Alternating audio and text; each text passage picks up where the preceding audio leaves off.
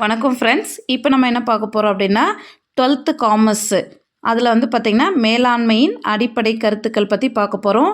Already பார்த்தோன்னா மேலாண்மைனா என்ன அப்படின்றது போன வீடியோவில் கொடுத்துருக்கோம். அதை பார்க்காதவங்க பார்த்துருங்க. நெக்ஸ்ட்டு இந்த கருத்துக்கள் பார்த்தோன்னா ஒரு 6 பாயிண்ட்ஸ் கொடுத்துருக்காங்க. ஒன் பை ஒன்னாக நான் உங்களுக்கு எக்ஸ்ப்ளனேஷன் பண்ணுறேன்.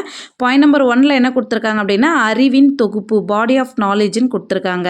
அதாவது பாடி ஆஃப் நாலேஜ்ன்றது என்ன அப்படின்னா மேலாண்மை பார்த்தோன்னா இப்போது இருக்கக்கூடிய அதிக நாடுகளில் வளர்ச்சி பெற்று வருது அப்படின்றது இங்கே கொடுத்துருக்காங்க. அது மட்டும் இல்லாமல் வணிக உலகம், அரசுத்துறை, தனியார் துறை போன்றவற்றில் வேலைவாய்ப்பு உலகில் வெற்றிகரமாக நுழைவதற்கு இப்போது நம்ம எந்த ஒரு வேலைக்கு போகிறதா இருந்தாலும் நமக்கு என்ன தேவை அப்படின்னா கடவுச்சீட்டு, அதாவது உள்ளே நுழையத்துக்கு ஒரு என்ட்ரன்ஸ் டிக்கெட் வேணும் இல்லையா, அந்த மாதிரி கடவுச்சீட்டு பார்த்தோன்னா வேணும். அந்த மாதிரி அதுதான் என்ன அப்படின்னா மேலாண்மை.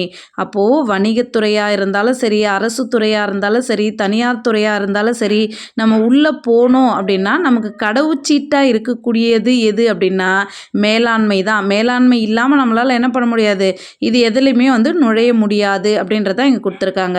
வணிக உலகம், அரசுத்துறை, தனியார் துறை போன்றவற்றில் வேலைவாய்ப்பு, ஒரு வேலைவாய்ப்பு வேணும்னா என்ன வேணும், வேலைவாய்ப்பில் நுழைவதற்கு சிறந்த கடவுச்சீட்டு போன்றது மேலாண்மை அப்படின்றத இங்கே கொடுத்துருக்காங்க.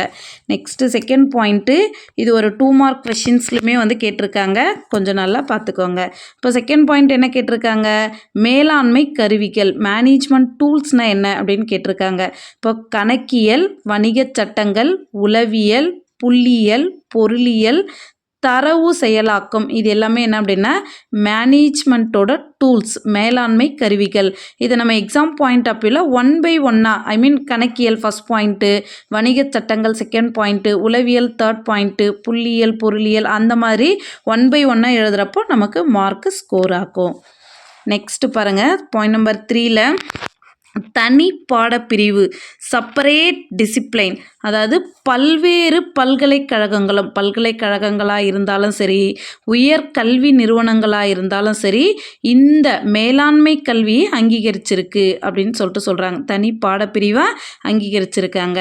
அது மட்டும் இல்லாமல் 1951 இருந்து வணிக மேலாண்மை மற்றும் நிர்வாக பாடத்தில் முதுகலை பட்டங்களை வழங்கும் தனிப்பட்ட சிறப்பு மேலாண்மை கல்வி நிறுவனங்கள் தோன்றி வளர்ந்திருக்கின்றன அப்படின்னு சொல்கிறாங்க. ஸோ இங்கே முதுகலை பட்டங்கள் அப்படின்னு பார்க்குறப்ப பிஜின்னு சொல்ல போகிறோம்.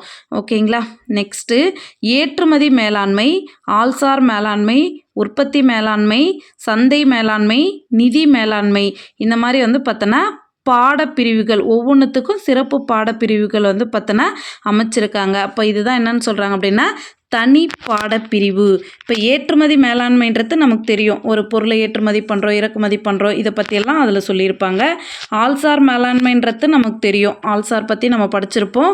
இப்போ ஆள்சார்ன்றது என்ன அப்படின்னா ஒரு நபர்களை குறிக்கக்கூடியது, ஒரு நிறுவனங்களை குறிக்கக்கூடியது, அதை பற்றின விஷயங்கள் அதில் சொல்லியிருப்பாங்க. உற்பத்தி மேலாண்மை, சந்தை, ஒரு பொருளை எப்படி பார்த்தோன்னா நம்ம சந்தைப்படுத்துறது, எப்படி கொண்டு போகிறது, அதை பற்றியெல்லாம். நிதி மேலாண்மை, பணம் சம்மந்தப்பட்டது. இப்போ இதை பற்றியெல்லாம் ஒவ்வொன்றுமே நம்ம என்ன பண்ணுவோம் அப்படின்னா ஃப்யூச்சரில் ப்ரீஃபாக படிப்போம். இப்போ ஜஸ்ட் இங்கே பார்த்தோன்னா அப்படின்னா என்னன்னு கொடுத்துருக்காங்க. ஓகேவா. நெக்ஸ்ட் பாயிண்டில் என்ன கொடுத்துருக்காங்கன்னா சிறப்பீடுபாடு, ஸ்பெஷலைசேஷன்ஸு. அப்போது இந்த சிறப்பீடுபாடில் என்ன சொல்கிறாங்க அப்படின்னா வணிகத்தின் ஒவ்வொரு செயல்பாட்டு பகுதியையும் சீரிய முறையில் மேலாண்மை செய்து வணிகத்தை சிறப்பாக நிர்வகிக்க உயர்கல்வி தகுதியும் முறையான பயிற்சியும் பெற்ற உரிய முன்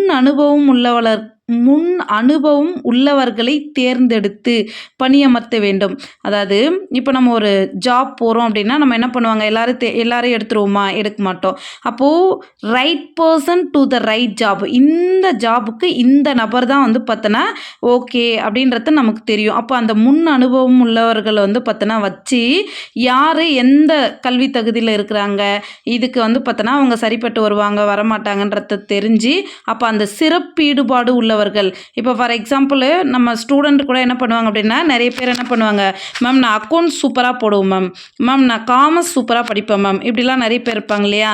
ஸோ அப்போ அந்த சிறப்பீடுபாடு அந்த துறையில் சிறப்பு மிக்கவர்களை வச்சு அந்த மேலாண்மை சார்ந்த வல்லுநர்கள் மூலயமா அந்த சிறப்பு தொழில்களுக்கு வந்து பார்த்தோன்னா முக்கியத்துவம் கொடுத்து சிறப்பாக செய்வாங்க அப்படின்றத இங்கே சொல்ல வராங்க.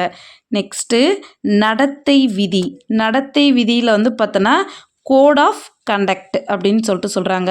இப்போ வணிக மேலாண்மை என்பது நுகர்வோர்கள், ஊழியர்கள், பொதுமக்கள் அல்லது சமுதாயம் போன்றவற்றிற்கு வணிக மேலாண்மை ஆற்ற வேண்டிய சமூக பொறுப்புணர்வுகளை அறிவூட்டப்பட்ட வணிகர்கள் அங்கீகரிக்கின்றனர். இப்போ வணிக மேலாண்மை என்ன சொல்கிறாங்க அப்படின்னா